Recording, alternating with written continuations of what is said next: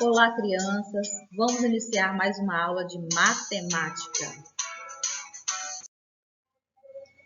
Muito bem, crianças, hoje vamos iniciar noções de probabilidade, tá? Nesta aula, nós vamos aprender juntos a verificar possíveis resultados de um experimento, reconhecer o espaço amostral, indicar as chances de ocorrência de eventos aleatórios e aprender a calcular algumas probabilidades. Vamos lá? Vamos iniciar aqui noções de probabilidade. O que significa essa palavra? É um ramo da matemática em que as chances de ocorrência de experimentos são calculados, tá? Nós vamos trazer aqui um exemplo de experimento em que nós vamos calcular as possibilidades de um evento, certo? Então, veja só. No futebol, os juízes eles lançam uma moeda no ar para que as equipes façam a escolha do lado do campo em que começarão o jogo e para que saibam qual delas dará início à partida, não é assim? Então, essa escolha ela é determinada pelo lançamento da moeda. E é justa, né? Já que há possibilidade de saírem dois resultados. Quais? Cara ou coroa. Logo, as duas equipes têm as mesmas chances. Então, crianças, a chance de algo acontecer é chamada de probabilidade, certo? Então, vamos considerar que uma moeda ela tem dois lados. Nós vamos representar agora essa probabilidade por meio de uma fração. Esse total de possibilidades, que no caso são duas possibilidades no total, ela é representada no denominador, certo? E o total de casos favoráveis, no caso, qual é o caso favorável para quem escolhe cara? Que saia cara. E quantas faces da moeda tem que apresenta cara? Uma só. Quem escolhe coroa? Tem quantas possibilidades de que saia coroa? Uma só, porque só há uma na moeda, não é verdade? Então, crianças, em probabilidade, nós temos alguns nomes aqui para esses termos da fração. Vamos conferir aqui. O numerador, que apresenta o número de casos favoráveis, ele é também chamado de evento. Ele apresenta o número de resultado de um evento, certo? Que são o número de casos favoráveis. Já o denominador, ele é chamado de espaço amostral. Nele, há o número de elementos de um espaço amostral. Qual é o número de elementos desse espaço amostral? 2, certo? Que é o número total de possibilidades, certo, crianças? Nós também podemos apresentar esse resultado de experimento através de um número decimal. Você já sabe que uma fração representa também uma divisão. Então, vamos transformar esse resultado em fração em número decimal por meio de uma divisão. Confira comigo aqui do lado direito.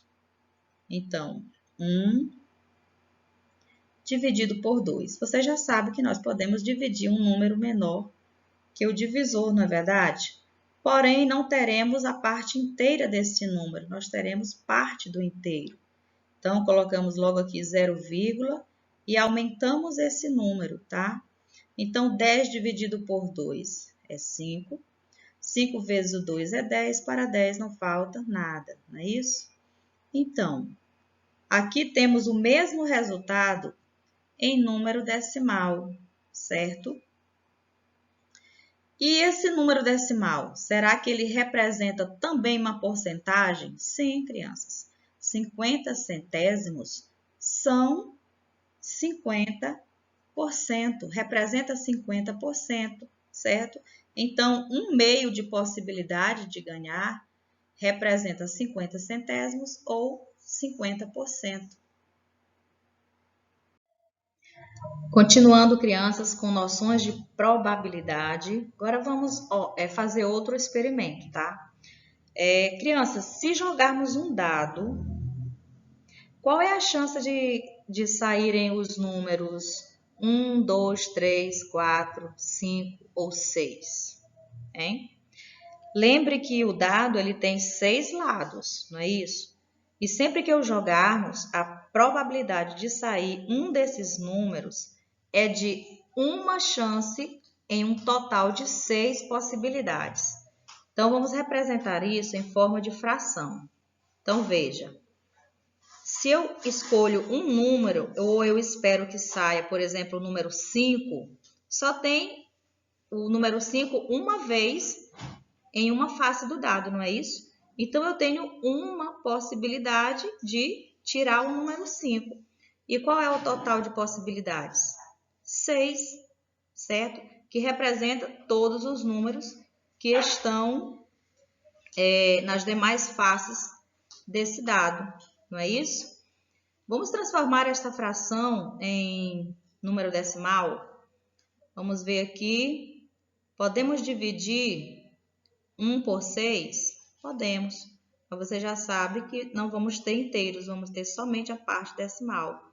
Então, vamos colocar aqui, acrescentando.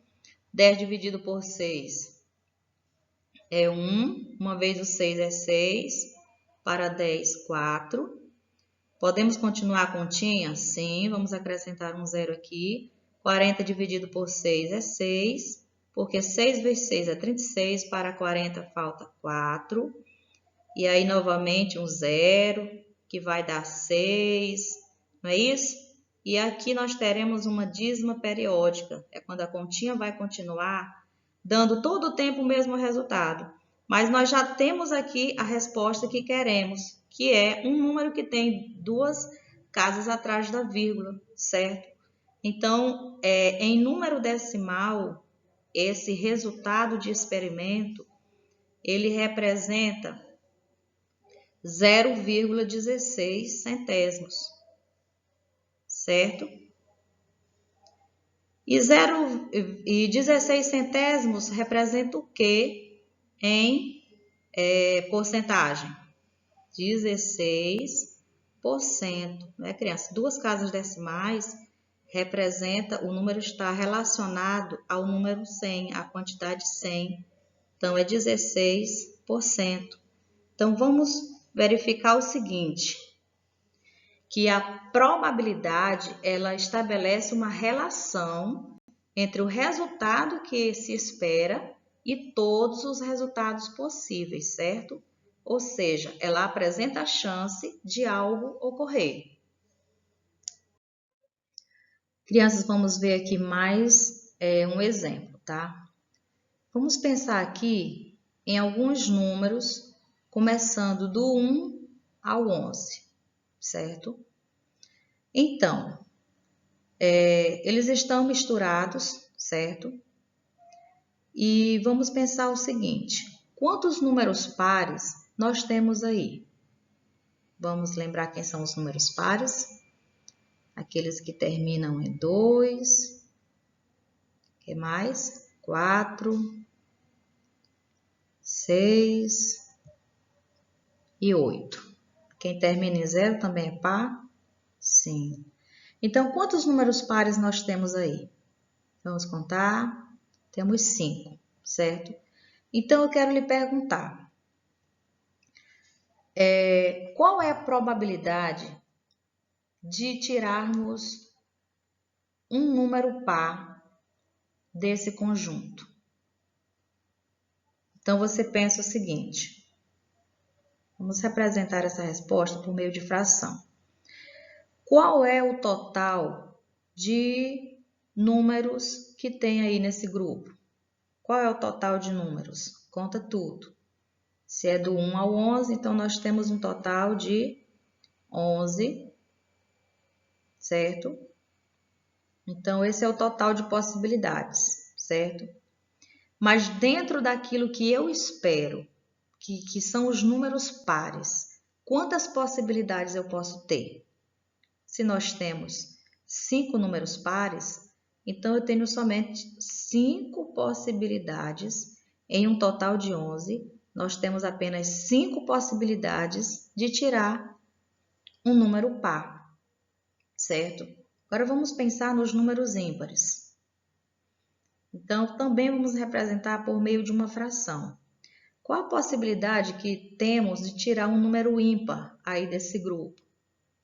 Então, você pensa logo qual é o total de possibilidades. 11, porque nós temos 11 números nesse grupo.